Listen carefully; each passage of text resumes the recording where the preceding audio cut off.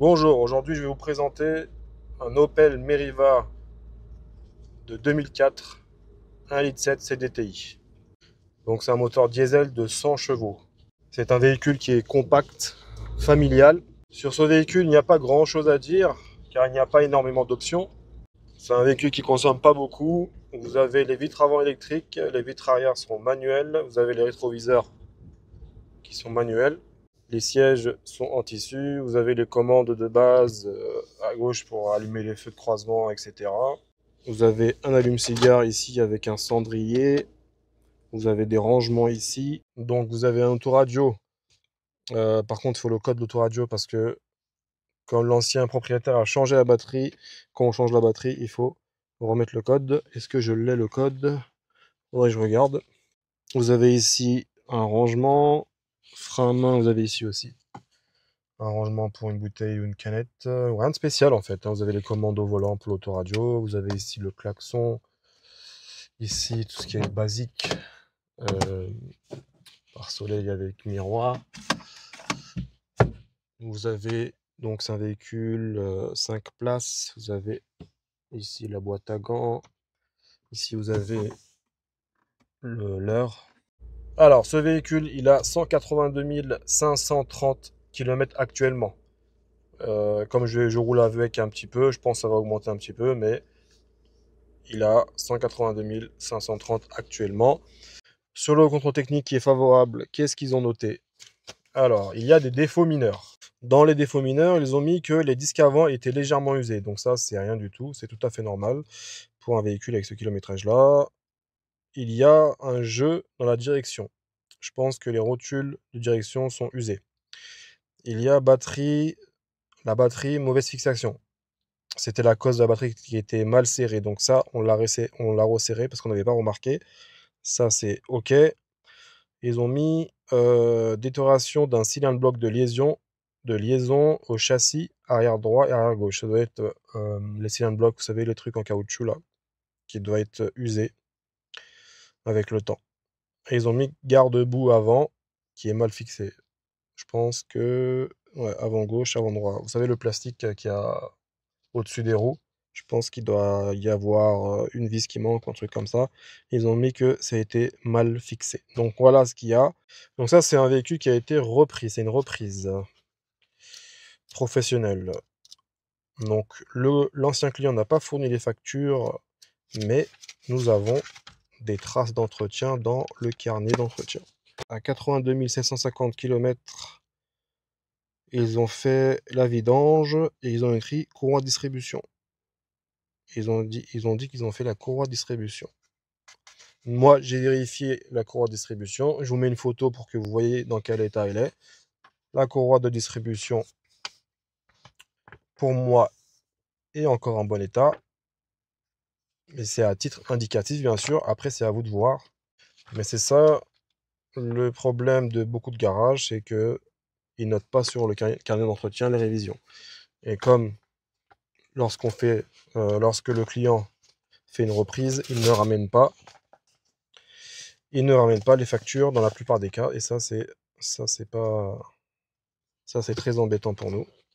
Donc maintenant, on va voir l'intérieur, l'extérieur, le moteur, essai routier, et ça sera bon. Donc ici, vous avez l'intérieur. Donc comme je vous ai dit, la vitre électrique avec les boutons qui se trouvent ici. Vous avez le siège en tissu en bon état. Vous avez compartiment conducteur. Ici, les vitesses, frein à main, siège avant droit. On va voir l'arrière. Vous avez l'arrière. Ici, l'avantage avec l'arrière dans ce véhicule, c'est que vous avez en fait la possibilité d'avancer les sièges et de mettre tout ça à plat en fait. Et le coffre à l'arrière devient tout plat. Bon, je ne vais pas le faire ici. Je vais sûrement vous mettre une image. Donc ici, vous avez l'allume-cigare. L'arrière est en bon état. Vous voyez, donc c'est assez spacieux quand même pour un véhicule qui est petit. Vous avez le coffre. Donc ça s'enlève. Et comme je vous ai dit, ça se met à plat.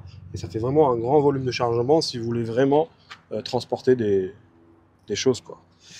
Alors, ici, vous avez la roue de secours, avec le matériel ici. Hop. Donc ici, vous avez le côté droit, le pare-choc a des rayures. Vous avez l'aile avant droite qui a un peu de rayures ici. Vous avez le côté droit qui est comme ça. Elle a pris un coup de soleil, ça se voit. Alors ici, vous avez des rayures. Pare-choc arrière, vous avez des rayures. L'arrière se présente comme ça. On se rapproche un petit peu. Vous voyez ici, il y a un défaut là. Vous avez des rayures ici. Le dessus, ça va. Vous avez quelques rayures ici. Sinon, ça va. Vous avez le pare-choc en droit rayé. Vous avez les pneus. Vous voyez les pneus? Ils sont en bon état. Les pneus arrière aussi sont en bon état. Ici, vous avez l'avant, capot. Alors, ici, vous avez le moteur. Donc, vous voyez que le moteur est assez propre. Ici, le bouchon, remplissage d'huile. Ici, vous avez le liquide de refroidissement.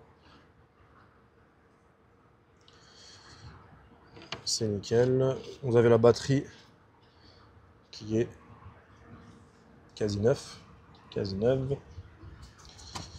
Donc vous voyez que le moteur est en assez bon état.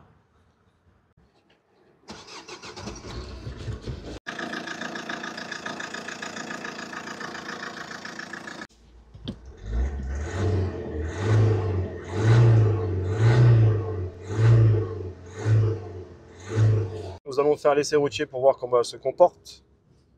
Donc actuellement, je suis en 3e et la voiture fonctionne correctement. On va essayer de passer toutes les vitesses. Donc, vous avez un dodan ici, hop, hop. Donc vous avez les suspensions avant qui sont à prévoir. On va faire demi-tour. Ça va nous permettre de tester la marche arrière. Hop, la marche arrière fonctionne. Donc, essai routier sur une voie rapide. Donc là, on est en 4e. Vous voyez, franchement, ça accélère bien. 5e. Et les 100 chevaux, là, franchement, ils sont pas mal. Donc la voiture, vous voyez qu'elle se comporte correctement. Les vitesses passent correctement. Donc, comme je dis assez souvent dans les vidéos, c'est à vous de faire votre propre diagnostic, de voir si le véhicule vous convient, de voir combien coûte ce véhicule à la base sur le marché, parce qu'il est beaucoup plus cher. Et nous, à combien on l'affiche, vous comparez, vous regardez l'état du véhicule, etc. C'est à vous de prendre la décision. Si vous voyez qu'il vous convient, bah, tant mieux pour vous. Sinon, vous pouvez faire d'autres recherches, il n'y a pas de problème. De toute façon, on va mettre aussi d'autres véhicules bientôt. Restez branchés, abonnez-vous à nos réseaux sociaux. Ah oui, il ne faut pas que j'oublie que le véhicule a les doubles de clés aussi. Donc ça, je tiens à préciser. Donc, moi, je vous dis à bientôt pour d'autres véhicules. Portez-vous bien, bonne recherche et à bientôt.